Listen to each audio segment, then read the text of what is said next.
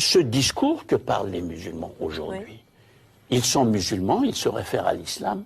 À quel islam se réfèrent-ils? Que connaissent-ils eux-mêmes de l'islam? C'est ça la question que je veux poser.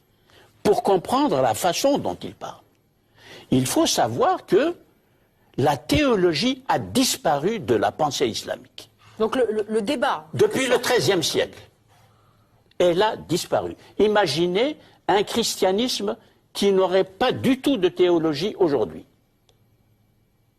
Et un protestantisme, surtout en Allemagne, les Trölsch et compagnie, qui ont vraiment fait évoluer la théologie protestante et catholique en bénéficiant de ce que la modernité a apporté pour réinterpréter la fonction, les fonctions de la religion dans la société. Oui, mais Darkou, donc j'essaye de bien comprendre. On a affaire à des populations musulmanes qui se réfugient en Europe pour des raisons économiques ou politiques, qui ont en tête, dans leur référence, un islam du XIIIe siècle. Donc expliquez-nous maintenant, tous les ingrédients sont réunis, comment on en arrive à la situation présente. Ce n'est pas un islam du XIIIe siècle.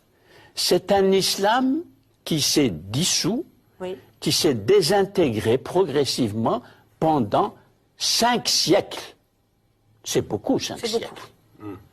Et lorsqu'on aborde la modernité, et lorsque les partis États prennent le pouvoir dans les pays musulmans, vers quoi ont-ils regardé?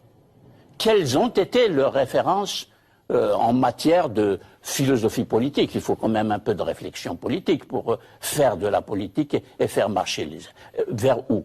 Comme ils ont rejeté les pays colonisateurs, ils voulaient éradiquer toute référence à ces pays, alors ils avaient 2 possibilités.